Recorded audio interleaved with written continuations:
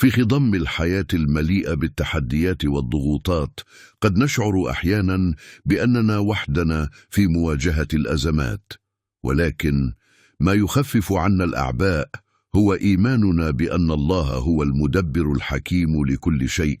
عندما نثق في تدبيره ونترك له زمام الأمور، نشعر بسلام داخلي واطمئنان عميق، فالله يعلم ما هو خير لنا ويخطط لنا بمحبته ورحمته.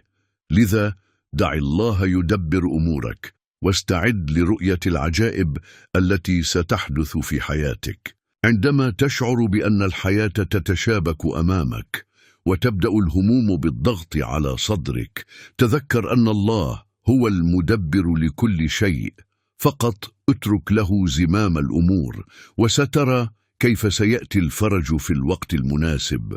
تأمل في كل لحظة صعبة مررت بها، كيف كانت تدبيرات الله خلف تلك اللحظات، كيف استخدمها ليقربك إليه ويعلمك الصبر.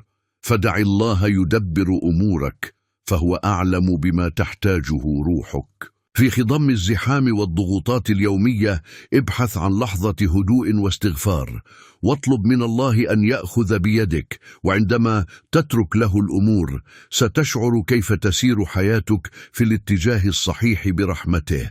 الأقدار قد تبدو أحيانا غامضة وصعبة، لكن تذكر دائما أن الله لديه خطة أكبر من كل ما تفكر فيه. لذا دع الله يدبر أمورك، وكن واثقا أن ما هو لك سيصل إليك في الوقت المناسب. حينما تتعثر خطواتك وتظن أن كل شيء قد انتهى، تذكر أن الله يرسم لك طريقا جديدا، فافتح قلبك واستقبله، ودع الله يدبر أمورك بأفضل مما تتمنى.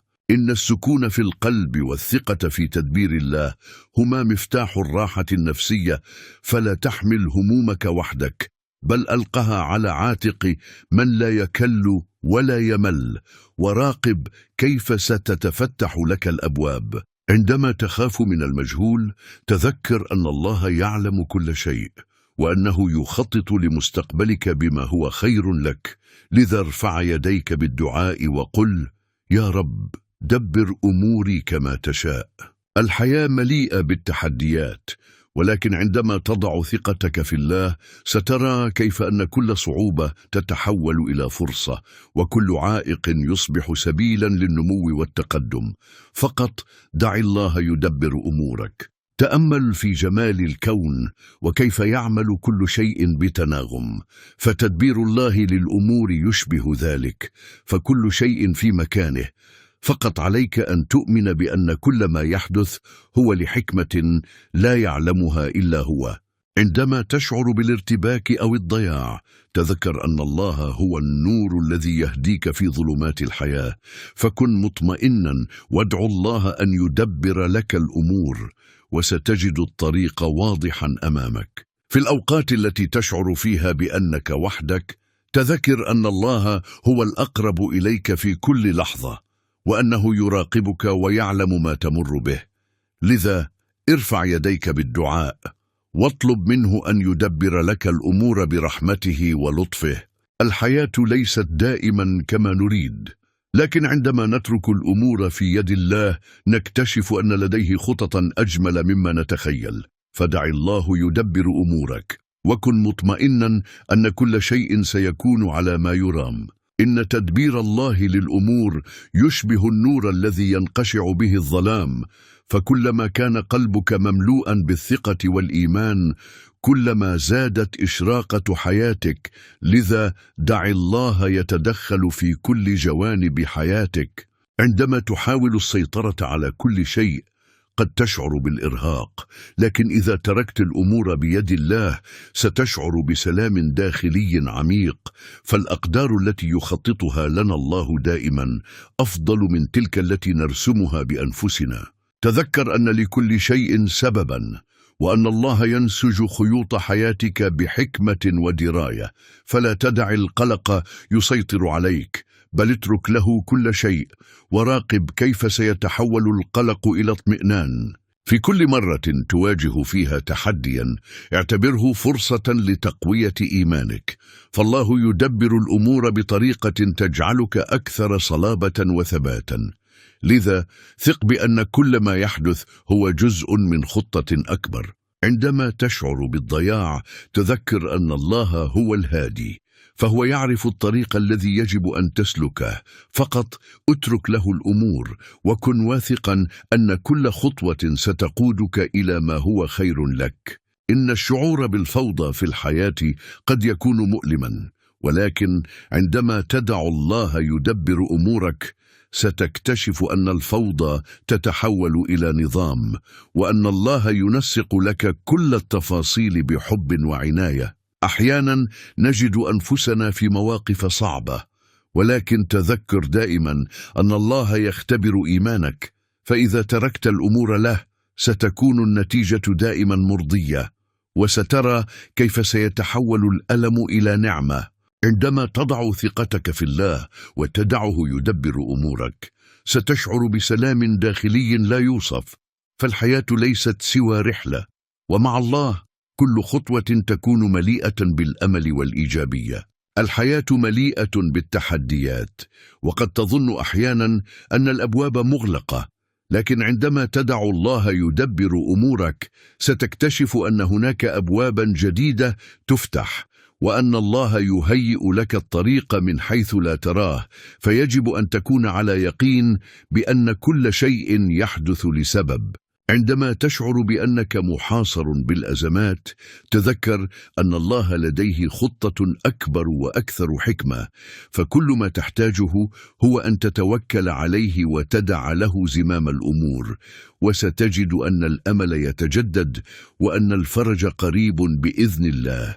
دع القلق جانبا وامنح نفسك فرصة للاسترخاء في حضرة الله، فهو الذي يدبر لك الخير في كل خطوة. كلما وثقت به كلما شعرت بأنك محاط برحمته، وستجد أن كل شيء يتحول إلى ما هو أفضل. إن الإيمان بأن الله يدبر الأمور هو من أعظم مصادر الطمأنينة، فكلما زادت ثقتك في تدبيره كلما زادت قدرتك على مواجهة التحديات، وتصبح الحياة أكثر سهولة وجمالا. لذا دع الله يقودك حيثما شاء.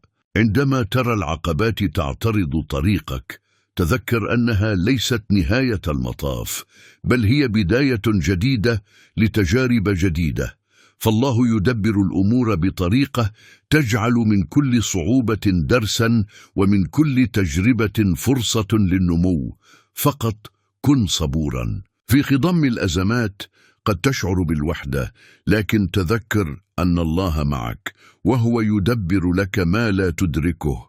فقط ألق همومك عليه وكن مطمئنا أن الأمور ستتغير نحو الأفضل بفضل حكمته ورحمته. تأمل في كيف أن كل شيء حولك يسير بتنسيق دقيق، فالله يدبر الكون بعناية. لذا ثق بأنه يدبر حياتك بنفس الطريقة، فكلما تركت له الأمور كلما رأيت جمال تدبيره في تفاصيل حياتك. عندما تضع ثقتك في الله ستشعر بأن كل عقبة تتحول إلى فرصة، وكل فشل يصبح خطوة نحو النجاح. فدع الله يدبر أمورك، وكن على ثقة بأن الفرح سيأتي بعد كل تجربة صعبة. إن الدعاء هو سلاح المؤمنين، وعندما تدعو الله أن يدبر لك الأمور فأنت بذلك تفتح الأبواب للرحمة والبركة. فاجعل من الدعاء عادة يومية، وراقب كيف سيتجلى الخير في حياتك بطرق غير متوقعة. عندما تشتد الأزمات وتضيق بك السبل تذكر أن الله هو المدبر الحكيم الذي لا يترك عباده، فما عليك إلا أن ترفع يديك بالدعاء وتطلب منه أن يأخذ بيدك، وسترى كيف سيأتي الفرج من حيث لا تدري. الحياة مليئة بالتقلبات، ولكن عندما تثق في تدبير الله ستكتشف أن كل صعوبة تحمل في طياتها دروسا قيمة. فدع الله يدبر أمورك، وكن مطمئنا أن كل ما يحدث هو جزء من خطة أكبر.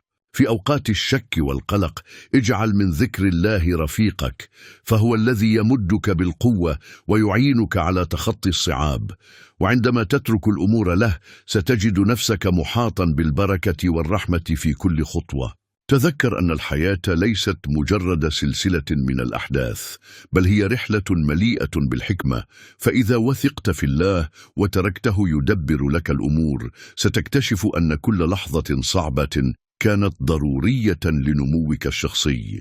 عندما تتعثر خطواتك ولا ترى مخرجا، تذكر أن الله يدبر لك ما هو أفضل، فهو يختار لك ما يناسبك. فكن واثقا أن كل ما تريده سيأتيك في الوقت الذي يريده الله. إن القلق على المستقبل لن يغير شيئا، لكن الإيمان بأن الله يدبر أمورك سيوفر لك راحة البال. لذا اترك همومك خلفك وابدأ كل يوم بالتوكل عليه، وستجد أن كل شيء يسير نحو الأفضل. عندما تشعر بأنك في دوامة من المشاكل، تذكر أن الله هو الذي يكتب لك كل شيء. فاجعل إيمانك قويا واطلب منه أن يقودك، وسترى كيف ستتغير حياتك بلمسة من رحمته. تأمل في كل النعم التي تحاط بها، فهي نتيجة لتدبير الله، فهو الذي يرزقك في أوقات الشدة. لذا اجعل من الدعاء عادة، وكن على يقين بأن الخير قادم بإذن الله. عندما تصادف عقبة في طريقك اعتبرها فرصة لتقوية إيمانك، فالله يدبر الأمور بحكمة، وكل تجربة تمر بها هي درس لك. فقط كن صابرا واحتفظ بالأمل في قلبك. إن تدبير الله للأمور هو من أعظم أسباب الطمأنينة، فكلما زادت ثقتك في حكمته زادت قدرتك على مواجهة التحديات. لذا دع الله يدبر لك كل شيء، وكن مطمئنا أن الخير قادم بإذن الله.